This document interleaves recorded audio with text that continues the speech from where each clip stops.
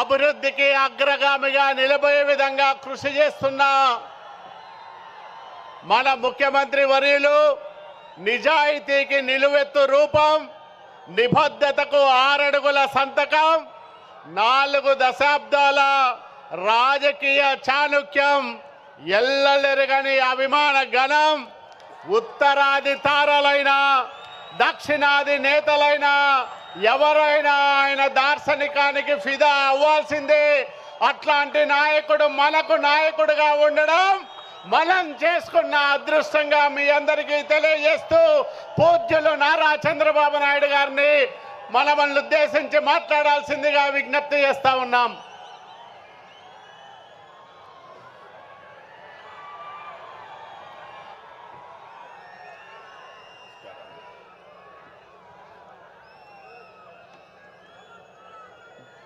తమ్ముళ్ళు, ఆడబిడ్డలు, జై తెలుగుదేశం. ఇంకా గట్టిగా రాయలసీమ గర్జన రాష్ట్రమంతా మార్మోగాలి. జై తెలుగుదేశం, జై తెలుగుదేశం, జై Telugu Desam. Amar high NTR, Amar high NTR, NTR Amar high. అందరికీ నమస్కారం. వేదిక పైనుండే పెద్దలకి, నా ముందర చూస్తే సముద్రం నెల్లూరు పక్కనుందనుకుంటే జన సముద్రంతో ఈరోజు కడప నిండిపోయింది. ఎక్కడ చూసినా మా తమ్ముళ్ళు, మా ఆడబిడ్డలే. ఎన్నోసార్లు కడపకు వచ్చాను, కానీ ఈరోజు మీ ఉత్సాహం చూస్తూ ఉంటే, మీ అభిమానం చూస్తూ ఉంటే నాకు ఒక ధైర్యం వచ్చింది. కొండనైనా ఢీ కొట్టి మీకు న్యాయం చేస్తానని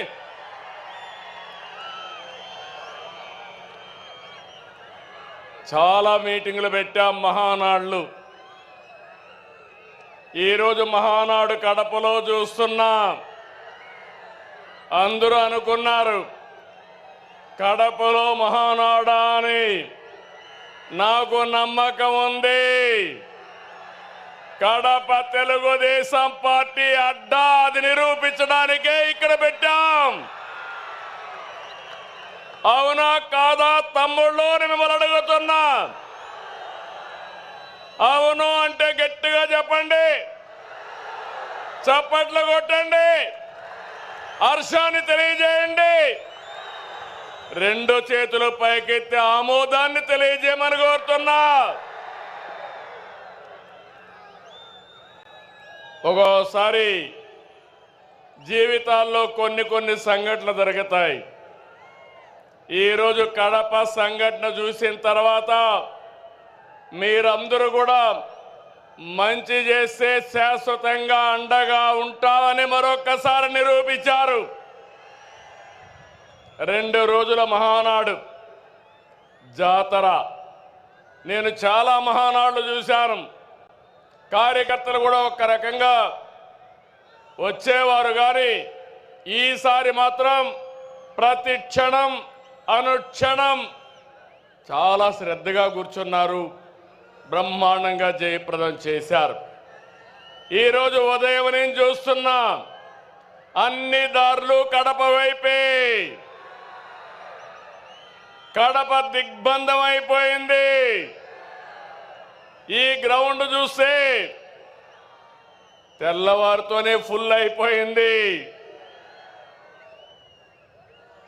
ఈరోజు ఎప్పుడు కూడా మన మీటింగులు టైం కంటే ఒక అర్ధ గంట ఆలస్యంగా జరిగేది, కానీ ఈసారి మాత్రం టైం కంటే 3 గంటల ముందే మన మీటింగ్ ప్రారంభమైంది.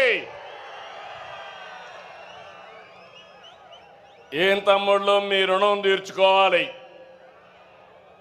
కూటమి ప్రభుత్వం ఏర్పడ్డాక మొదటి మహానాడు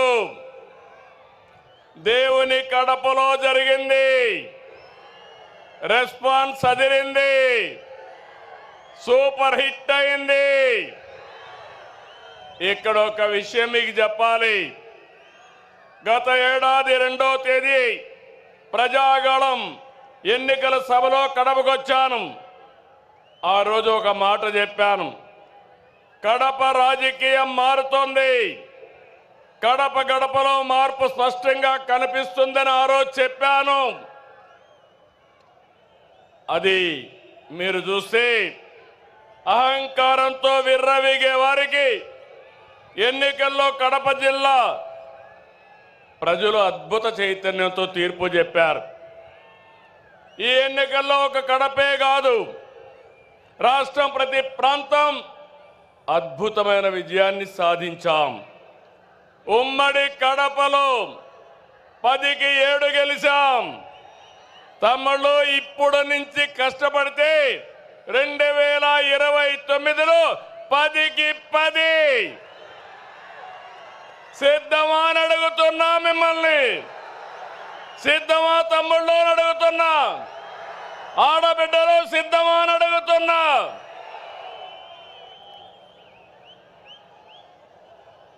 ఈ ఎన్నికల్లో రాయలసీమ ప్రజలు అద్భుతమైన తీర్పిచ్చారు.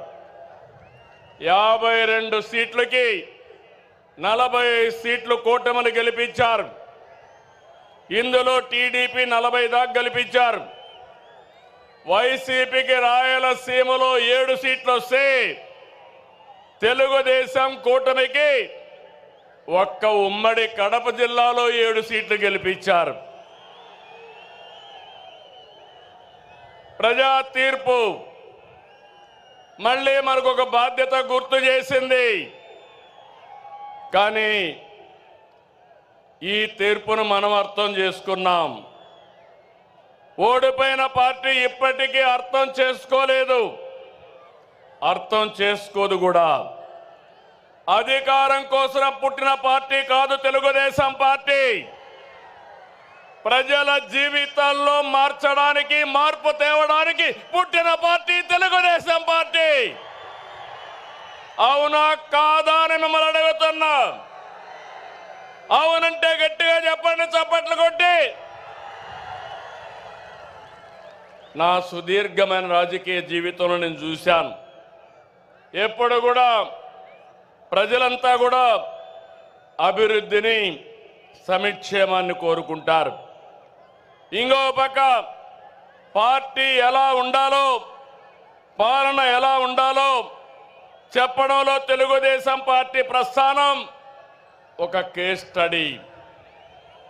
పాలకులు ఎలా ఉండకూడదో, పార్టీ ఎలా నలపకూడదో ప్రపంచంలోనే ఒక కేస్ స్టడీ వైఎస్ఆర్ పార్టీ అని చెప్పి కూడా నేను మీకు తెలియజేస్తున్నా. తెలుగుదేశం పార్టీ ప్రజా ఉద్యమాలు, పోరాటాలు, ఎన్నికలు, గెలుపులు కొత్త కాదని చెప్పి నేను మీకు తెలియజేస్తున్నా. గత ప్రభుత్వంలో 5 సంవత్సరాలు మనం పోరాటాలు చేశాం. హింసా రాజకీయాలు, హత్యలు, కేసులు, అవమానాలు, అవహేళనలు, బూతులు, అణిచివేత అన్నీ ఎదుర్కొన్నారు మా తమ్ముళ్ళు, మా ఆడబిడ్డలు. మీరే నా బలం, బలగమని మరొకసారి గుర్తు చేస్తున్నా. మొన్నటి విజయం వెనుక కార్యకర్తల పోరాటం ఉంది, మీ త్యాగం ఉంది, మీ కష్టం ఉంది. విధ్వంస రాష్ట్రాన్ని పునర్నిర్మిస్తామని మన మిత్రుడు జనసేన అధినేత పవన్ కళ్యాణ్ గారు